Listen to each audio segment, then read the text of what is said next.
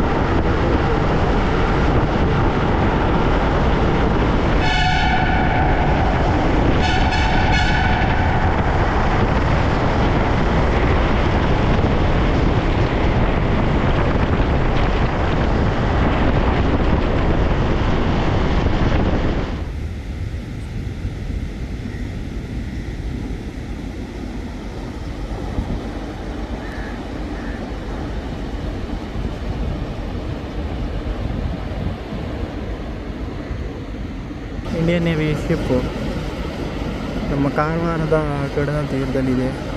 So ನೋಡ್ಕೊಳ್ಳಿ. So ಇದು Ravindranath Tagore beach.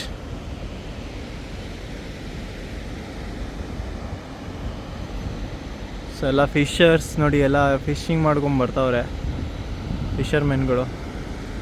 So ಒಂಥರ ಬ್ಯೂಟಿಫುಲ್ಲಾಗಿ ಐತಲ್ಲ ಲೊಕೇಶನ್ ನೋಡಿ. ಇಲ್ಲೆಲ್ಲ ಆ ಫಿಶ್ಗಳು ಕದಿಯೋದಕ್ಕೆ ಕಾಗೆಗಳು ನೋಡಿ ಯಾವ ಥರ ಇದೆ. ಅದು ಕಾಗೆ ಅಲ್ಲ, ಅದ್ದದು. ಸೊ ಸ್ನೇಹಿತರೆ, ಗಾಡಿನ ಪಾರ್ಕ್ ಮಾಡಿದ್ದೀನಿ ಇಲ್ಲಿ. ಸೊ ಗಾಡಿ ಪಾರ್ಕ್ ಮಾಡಿಬಿಟ್ಟು ನೋಡಿ, ನೇವಿ ಮ್ಯೂಸಿಯಮ್ ಆಪೋಸಿಟ್ ಗಾಡಿ ಪಾರ್ಕ್ ಮಾಡಿದ್ದೀನಿ ಫ್ಲೈಓವರ್ ಕಡೆ. ಸೊ ಇವಾಗ ನೇವಿ ಮ್ಯೂಸಿಯಮ್ಗೆ ಹೋಗಬೇಕು. ಟಿಕೆಟ್ ತಗೊಂಡು ಮ್ಯೂಸಿಯಮ್ ಎಂಟ್ರಿ ಆಗೋಣ. ಯುದ್ಧ ನೌಕಾ ವಸ್ತು ಸಂಗ್ರಹಾಲಯ ನೋಡಿದ್ರಿ, ವಾರ್ಷಿಪ್ ಮ್ಯೂಸಿಯಮ್, ಉತ್ತರ ಕನ್ನಡ ಜಿಲ್ಲೆ, ಕಾರವಾರ. ನಿಮಗೆ ಫ್ಲೈಓವರ್ ಹತ್ತಲಿಲ್ಲ ಅಂದರೆ ಕಾರವಾರದಲ್ಲಿ ಗೋವಾಗೆ ಹೋಗ್ಬೇಕಾದ್ರೆ ಕಾರವಾರ ವಾರ್ ಮ್ಯೂಸಿಯಮ್ ಅಂತ ನೀವು ಮ್ಯಾಪಲ್ಲಿ ಹಾಕೊಂಡ್ಬಂದರೆ ನಿಮಗೆ ಪಕ್ಕ ಸಿಗುತ್ತೆ. ನೀವು ಮಿಸ್ ಮಾಡಿಕೊಂಡ್ರೆ ನೀವೆಲ್ಲೋ 1 ಕಿಲೋಮೀಟ್ರ್ 2 ಕಿಲೋಮೀಟ್ರ್ ರಿಟರ್ನ್ ಹೋದ್ರೂ ಕೆಳಗಡೆ ಫ್ಲೈಓವರ್ ಇಳಿದೇ ಬರಬೇಕು. ಫ್ಲೈಓವರ್ ಕೆಳಗಡೆ ಇರೋದು ಯುದ್ಧ ನೌಕಾ ವಸ್ತು ಸಂಗ್ರಹಾಲಯ, ವಾರ್ಷಿಪ್ ಮ್ಯೂಸಿಯಮ್, ಉತ್ತರ ಕನ್ನಡ ಜಿಲ್ಲೆ, ಕಾರವಾರ. ಸೊ ಬನ್ನಿ ಇವಾಗ ಟಿಕೆಟ್ ತಗೊಂಡೋಣ. ಟಿಕೆಟ್ ಪ್ರೈಸ್ ಎಷ್ಟಿದೆ ಗೊತ್ತಿಲ್ಲ. ಸೊ ನೋಡಿ, ಇದು ಟಿಕೆಟ್ ಈ ಥರ ಇರುತ್ತೆ. 30 ರೂಪಾಯಿ ಒಂದು ಟಿಕೆಟು ಎಂಟ್ರಿ. ಸೊ ಹೊರಗಡೆಯಿಂದ ಮಾತ್ರ ಫೋಟೋ ಹೊಡಿಬೋದು, ಒಳಗಡೆ ಎಲ್ಲ ಮ್ಯೂಸಿಯಮ್ ಒಳಗಡೆ ಫೋಟೋ ಹೊಡಿಯೋಕ್ಕಾಗಲ್ಲ, ರೂಲ್ಸ್ ಇದೆ.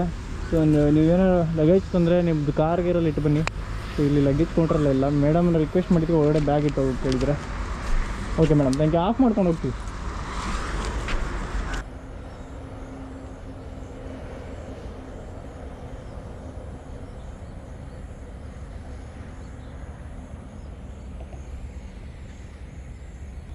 ನೇವಿಯವ್ರು ಯೂಸ್ ಮಾಡೋವಂಥ ಫ್ಲೈಟ್ ಇದು ನೇವಿಯಲ್ಲಿ.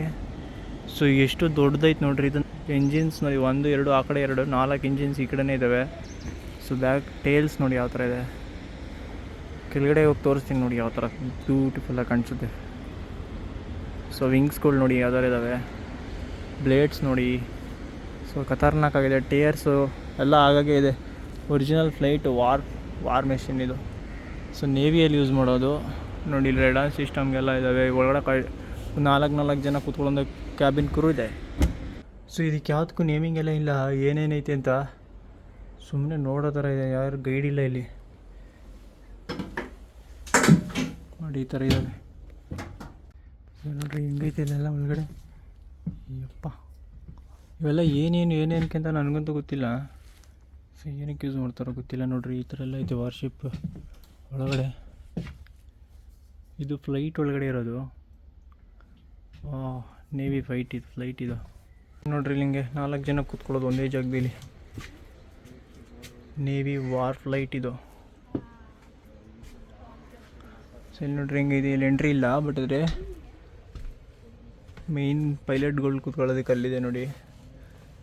ಸೊ ಎಲ್ಲ ಮಿಸೈಲಿಂಗು ಎಲ್ಲ ಆಪ್ರೇಟ್ ಮಾಡೋದಕ್ಕೆ ಅನ್ಸುತ್ತೆ ಇವೆಲ್ಲ.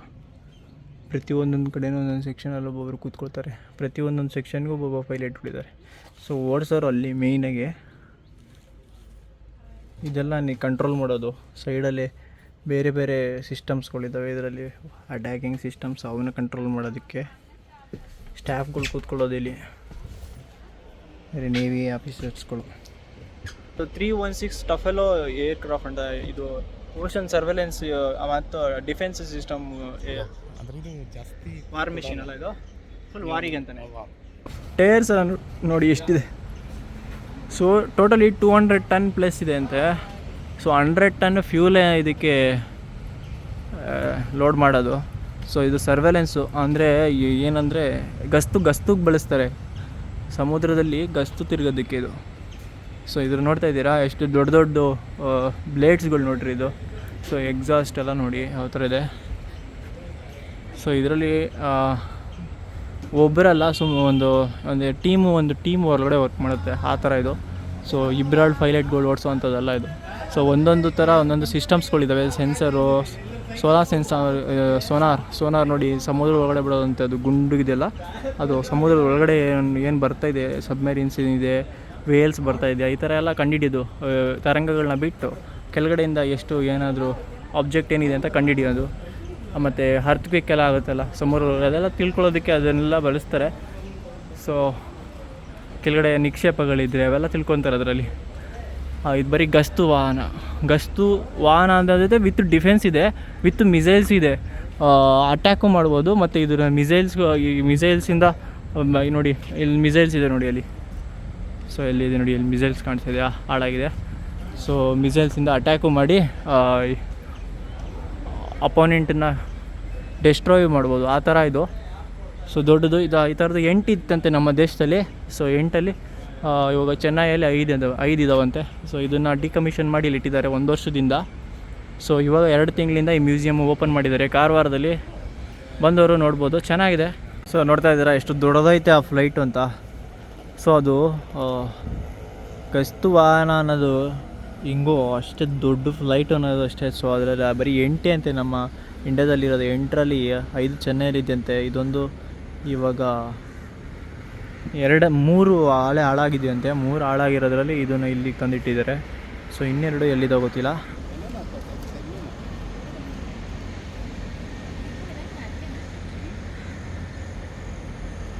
ಸ್ನೇಹಿತರೆ, ಇವಾಗ ನಾನಿದ್ದೀನಿ ನಮ್ಮ ಇಂಡಿಯನ್ ನೇವಿ ಬಳಸುವಂಥ ಮೆರೈನ್ ಯುದ್ಧ ನೌಕೆ.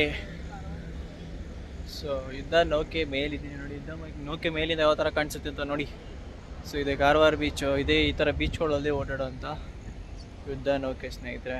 ಬೀಚ್ಗಳಲ್ಲಿ ಅಂತಂದರೆ ಸೊ ನೇವಿಯಲ್ಲಿ ಬೆಳೆಸೋದು ಅಂದರೆ ಸಮುದ್ರ ಒಳಗಡೆ ಯುದ್ಧ ಮಾಡೋದಕ್ಕೆ ಬಳಸುವಂಥ ಮೆಷಿನ್ಸ್ಗಳಿವೆಲ್ಲ.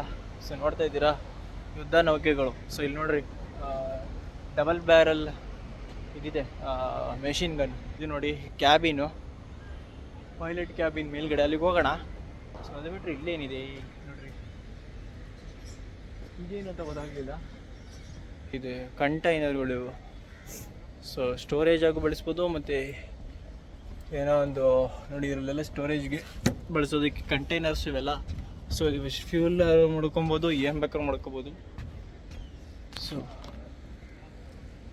ಅದಾದಮೇಲೆ ಈ ಬ್ಯಾಕ್ ಸೈಡಲ್ಲೂ ಕೂಡ ಇದೇ ಥರ ಡಬಲ್ ಬ್ಯಾರಲ್ ಒಂದು ಅಟ್ಯಾಕಿಂಗ್ ಸಿಸ್ಟಮ್ ಇದೆ ನೋಡಿ. ಡಬಲ್ ಬ್ಯಾರಲ್ ಇದಿದಾವಪ್ಪ ಮೆಷಿನ್ ಗನ್ಗಳಿವು. ಎರಡು ಬ್ಯಾಕಲ್ಲೂ ಒಂದಿದೆ, ಫ್ರಂಟಲ್ಲಿ ಒಂದಿದೆ. ಅಲ್ಲಿ 4 ಕಂಟೈನರ್ಸ್ ಇದ್ದಾವೆ ಮೇಲ್ಗಡೆ. ಸೊ ಅದ್ರ ಮೇಲ್ಗಡೆ ನೋಡಿ ರೆಡಾರ್ ಸಿಸ್ಟಮ್ ಇದೆ ದೊಡ್ಡದು ನೋಡಿ. ಈ ಕಂಟೈನರ್ ಒಳಗಡೆ ಏನೇನಿದೆ ಅಂದರೆ, ಸೊ ನೋಡ್ತಾ ಇರ್ಬೋದಾ, ಇದು ಕೂಲಾಗಿಡೋದಕ್ಕೆ ಎಂಜಿನ್ನ ಅಂತೆ. ಸೊ ಏನು ಬರ್ದಿದ್ದಾರೆ, ಬಟ್ ಆದರೆ ಇದಕ್ಕೆ ನನಗೆ ಯಾರು ಇಲ್ಲೋ ಇರೋ ಕಾರಣ ಏನು ತಿಳ್ಕೊಳಕ್ಕಾಗಿಲ್ಲ. ಸೊ ಮೋಟರ್ಗಳಿದ್ದಾವೆ. ಇದೊಂದು ಸಿಸ್ಟಮ್ ಏನೋ ವರ್ಕಿಂಗ್ ಕೂಲಿಂಗ್ ಸಿಸ್ಟಮ್ ಒಂದು ಒಳಗಡೆ ಕೂಲಾಗಿಡೋದಕ್ಕೆ ಇದನ್ನು ಬಳಸ್ತಾರಂತೆ. ಸೊ ನೋಡೋಣ, ಹಂಗಂತ ಬರ್ದಿದ್ದಾರೆ ಅಲ್ಲಿ. ಸೊ ಇದು ಬಿಟ್ಟರೆ ಈ ಕಡೆ ಇದೊಂಥರ ಬೇರೆ ಥರ, ಈ ಕಂಟೈನರೇ ಬೇರೆ ಥರ ಐತೆ, ಆ ಕಂಟೈನರೇ ಬೇರೆ ಥರ ಇದೆ. ಸೊ ಇಲ್ಲಿ ನೋಡಿ ಇದೊಂಥರ ಚೇಂಬರ್ ಚಾನಲ್ ಥರ ಇದೆ. ಸೊ ಇದು ಕೂಲಾಗಿಡೋದಕ್ಕೆ, ಮೆರೇನ ಕೂಲಾಗಿಡೋದಕ್ಕೆ ಸುತ್ತ ಇದೇನೋ ಇದೆ ಕಂಟೈನರು. ಸೊ ಇದರಲ್ಲಿ ಆಲ್ಮೋಸ್ಟ್ ಬೇರೆ ಏನು ಇಡ್ತಾರೆ ಅಂತ ಗೊತ್ತಿಲ್ಲ ನನಗೆ, ಏನೂ ಇಲ್ಲ ಇದ್ರ ಮೇಲ್ಗಡೆ ಬೋರ್ಡು ಹೇಳೋಣ ಅಂದರೆ. ಸೊ ನೋಡೋಣ, ಕೆಳಗಡೆ ನೋಡಿ ಹೇಳ್ತೀನಿ ನಿಮಗೆ ಕೇಳ್ಬಿಟ್ಟು. ಹೊರಗಡೆ ಹೆಂಗೈತೆ ತೋರಿಸ್ತೀನಿ ನನಗೆ. ನೋಡಿ ಇದ್ರ ಬೋರ್ಡ್ ಒಳಗಡೆ ಹೋಗ್ಬೇಕು. ಇಲ್ಲಿ ನೋಡಿ ಕ್ಯಾಪ್ಟನ್ನು, ಈ ಮೆರಿನ ಕಂಟ್ರೋಲರ್ ಇವರು. ಸೊ ಅವ್ರದ್ದು ಕ್ಯಾಬಿನ್ ಇದು ಯಾವ ಥರ ಇದೆ ನೋಡ್ದ. ಸೊ ಅದಾದಮೇಲೆ ಮೇಲ್ಗಡೆ ಬನ್ನಿ, ಅದ್ರ ಮೇಲ್ಗಡೆನೂ ಒಂದು ಐತೆ ಪ್ಲೇಸು. ಸೊ ಅವರಿಗೆ ಕಮ್ಯಾಂಡ್ ಮಾಡೋದಕ್ಕೆ ಮೇಲ್ಗಡೆ ಒಂದು ತುಂಬ ದೂರ ನೋಡಬೇಕಲ್ಲ ಮುಂದೆ ಏನಿದೆ ಅಂತ, ಅವ್ರ ಮೇಲ್ಗಡೆ ಇನ್ನೊಬ್ರು ಕೂತಿರ್ತಾರೆ. ಸೊ ಇಲ್ಲಿಂದ ನೋಡಿ, ಇಲ್ಲಿಂದ ಮುಂದೆ ಇರೋದೆಲ್ಲ ನೋಡಿ, ಇದನ್ನು ಮೇನ್ ಇಂಜಿನ್ನು, ಸೆಕೆಂಡ್ ಇಂಜಿನ್ನು ಈ ಥರ ಇದ್ದಾವೆ ಇದರಲ್ಲಿ, ಅದನ್ನು ಕಂಟ್ರೋಲ್ ಮಾಡೋದು. ಸೊ ಅವ್ರದ್ದು ನೋಡಿ ಚೇರ್ ಯಾವ ಥರ ಇರುತ್ತೆ, ಎರಡೂ ಕಡೆ ರೊಟೇಟ್ ಆಗುತ್ತೆ. ಇಲ್ಲಿ ನೋಡಿ ನೋಡ್ತಾ ಇರ್ತಾರೆ. ನೋಡೋದಕ್ಕೆ ರೆಡಾರ್ ಸಿಸ್ಟಮ್ದೆಲ್ಲ ಏನೇನೋ ಇದ್ದಾವೆ. ರೆಡಾರ್ ಸಿಗ್ನಲಿಗೆ ಅವೆಲ್ಲ ಸಿಗ್ನಲ್ ಪಾಸ್ ಮಾಡೋದಕ್ಕೆ, ಸಿಗ್ನಲ್ ರಿಸೀವ್ ಮಾಡೋದಕ್ಕಿರೋ ಸಿಸ್ಟಮ್ಸು ನನ್ನ ಪ್ರಕಾರ. ಅವೆಲ್ಲ ಪರ್ಟಿಕ್ಯುಲರ್ ನೇಮ್ಗಳು ನನಗೆ ಗೊತ್ತಿಲ್ಲ. ಸೊ ನೋಡ್ಕೊಳ್ಳಿ, ಈ ಥರ ಇರುತ್ತೆ ಮೆರೇನ್ ಮೇಲ್ಗಡೆ. ಸೊ ಇದ್ರ ಮೇಲೆಲ್ಲ ಇಲ್ಲಿ ಮೆರೀನಲ್ಲಿ ಕೆಲಸ ಮಾಡೋರೆಲ್ಲ ಇಲ್ಲಿ ನಿಂತ್ಕೊಳ್ಳೋದಕ್ಕೆ ಸೇಫ್ಟಿ ಪ್ರಿಕಾಷನ್ಸ್ಗೆ ಇವೆಲ್ಲ.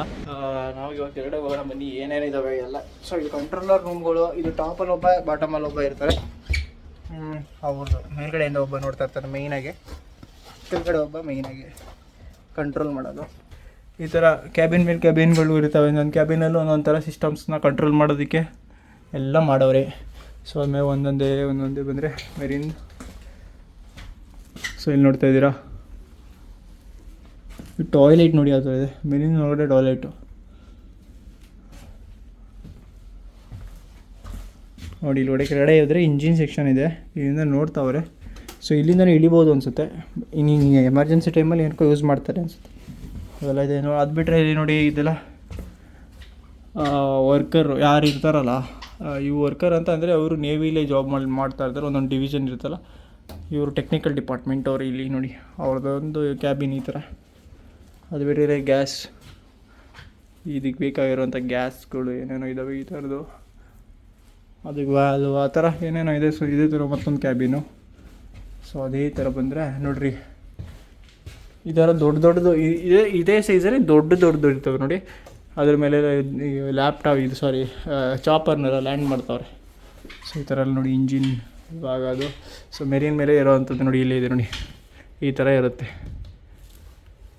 ಸೊ ರೆಡಾರ್ ಸಿಸ್ಟಮ್ ಎಲ್ಲ ಇರುತ್ತೆ. ಇದು ಚಿಕ್ಕದು ಮೆರಿನು, ದೊಡ್ಡ ಮೆರಿನ್ಗಳಿಗೆ ದೊಡ್ಡ ಥರ. ಸೊ ಇಲ್ಲಿ ಬಂದರೆ ಚೆಫು. ಸೊ ಇಲ್ಲಿ ಕೆಲಸ ಮಾಡೋರಿಗೆ ಒಳಗಡೆ ಊಟ ಬೇಕಲ್ಲ, ಊಟಕ್ಕೆ ರೆಡಿ ಮಾಡೋದಕ್ಕೆ ಒಂದು ಕೊಠಡಿ ಇದು. ಮತ್ತು ರೈಟ್ ಲೆಫ್ಟಿಗೆ ಔಟ್ ಸೈಡ್ ಹೋಗೋದಕ್ಕೆ ಪ್ಲೇಸಸ್ಸು. ಸೊ ನಾವು ಓಡಾಡೋದಲ್ಲ ಅದೇ ಜಾಗ ಇದು. ಸೊ ಇಲ್ಲಿಂದ ಕೆಳಗಡೆ ಹೋಗೋಣ, ಹೆಂಗಿರುತ್ತೆ ಅಂತ ನಿಮ್ಗೆ ತೋರಿಸ್ಬೇಕಲ್ಲ.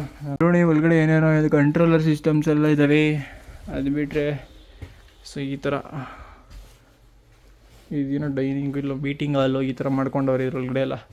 ಸೊ ಅದು ಬಿಟ್ಟರೆ ನೋಡಿ ಮೆರಿನ್ ಒಳಗಡೆ ಇರುವಂಥ ಇಂಜಿನ್ ವಿಭಾಗ, ಮೇಯ್ನ್ ಇಂಜಿನ್ ರೂಮ್ ಇದು.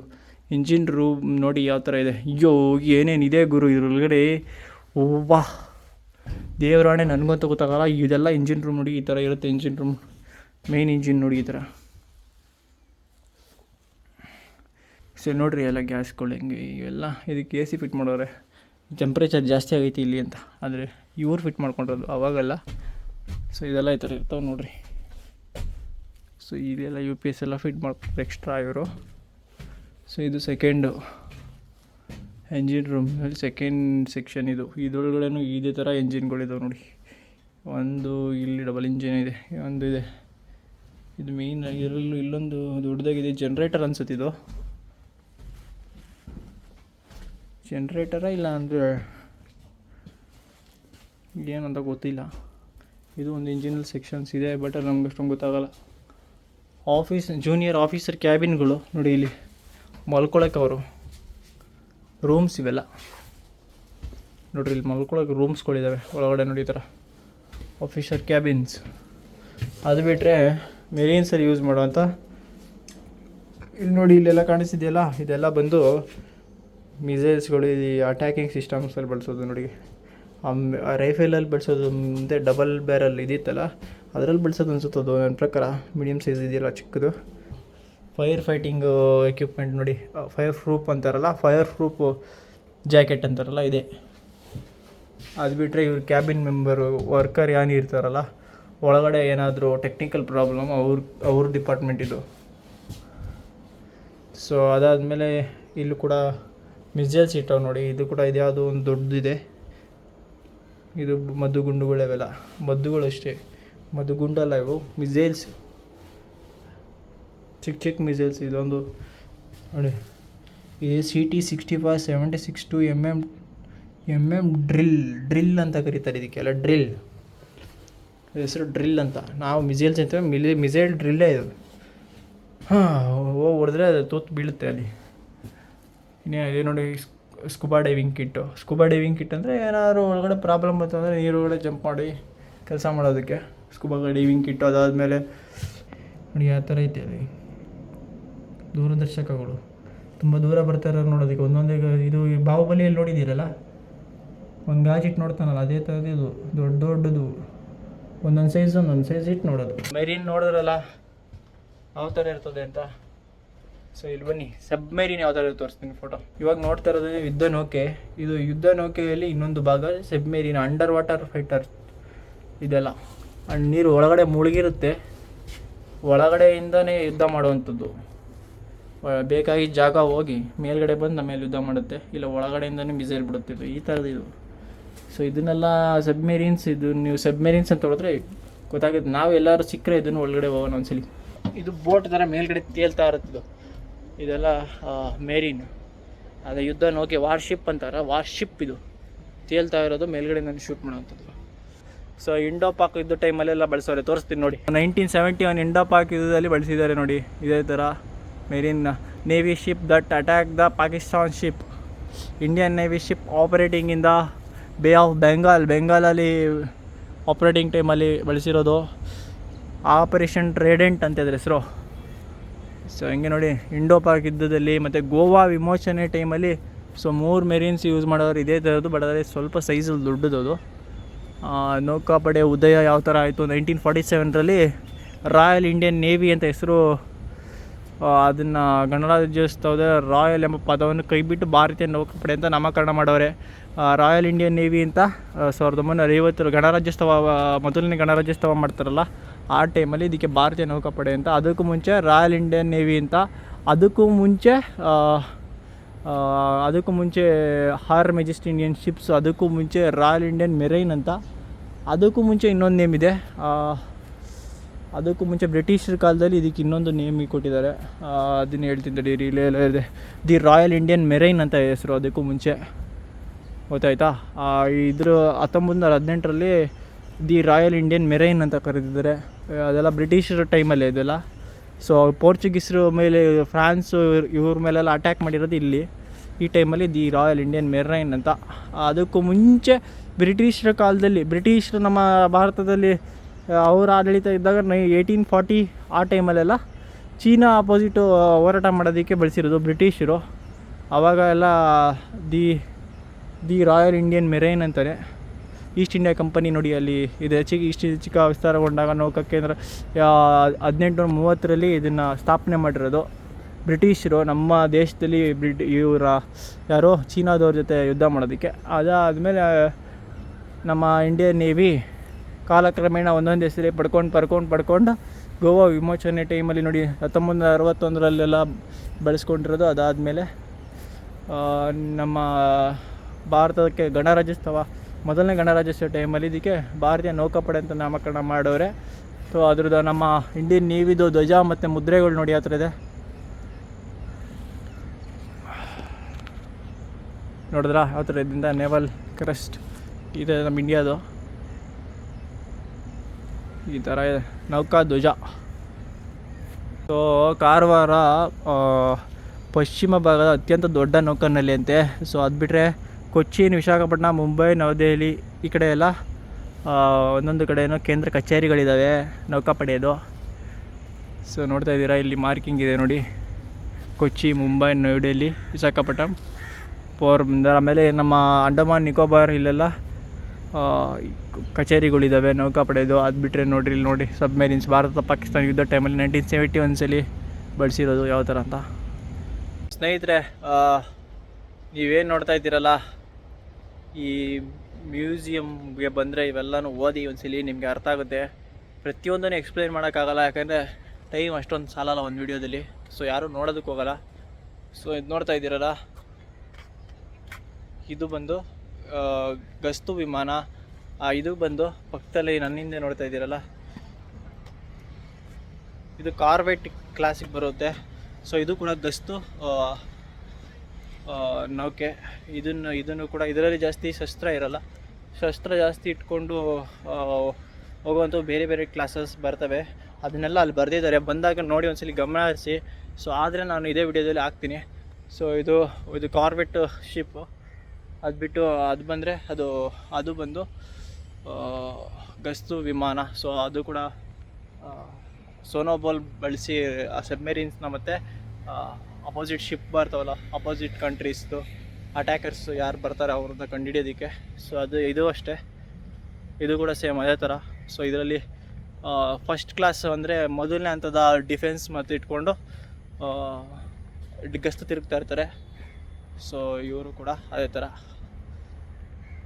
ಇವರು ಕೂಡ ರೆಡಾರ್ ಮತ್ತು ಸೋನೋಬಾಲ್ನೆಲ್ಲ ಬಳಸ್ಕೊಂಡು ಗಸ್ತು ತಿರುಗ್ತಾರೆ. ಇವರು ಸಬ್ಮೆರೀನ್ಸು ಮತ್ತು ಆಕಾಶದಿಂದ ಯಾವುದಾದ್ರೂ ಬರ್ಬೋದಾ, ಇಲ್ಲಾಂದರೆ ನೌಕೆಯಿಂದನೇ ಯಾವುದಾದ್ರು ಬರ್ಬೋದು ಅಂತ, ಕಡಲಿಂದನೇ ಯಾವುದಾದ್ರು ಬರ್ಬೋದು ಅನ್ನೋ ಥರ ಕಂಡುಹಿಡಿಯುವಂಥ ಒಂದು ಡಿಫೆನ್ಸ್ ಸಿಸ್ಟಮ್. ಇದರೊಳಗಡೆ ಬಂದರೆ ನೀವು ಒಳಗಡೆನೂ ಹೋಗಿ ನೋಡ್ಕೊಂಬರ್ಬೋದು. ಸೊ ತುಂಬ ಇಂಟ್ರೆಸ್ಟಿಂಗ್ ಆಗಿದೆ. ಬಂದವರು ಒಂದ್ಸರಿ ನೋಡ್ಕೊಂಡಾಗೆ ಕಾರವಾರದಲ್ಲಿದೆ, ಕಾರವಾರ ನೇವಿ ಮ್ಯೂಸಿಯಮು. ಸೊ ಈ ವಿಡಿಯೋ ಇಷ್ಟ ಆಗಿದ್ರೆ ವಿಡಿಯೋ ಲೈಕ್ ಮಾಡಿ, ಶೇರ್ ಮಾಡಿ, ನಮ್ಮ ಯೂಟ್ಯೂಬ್ ಚಾನಲ್ ಸಬ್ಸ್ಕ್ರೈಬ್ ಮಾಡಿ. ಸಿಗೋಣ ಮುಂದಿನ ವಿಡಿಯೋ. ಅಲ್ಲಿವರೆಗೂ ಟೇಕ್ ಕೇರ್ ಅಂಡ್ ಬೈ.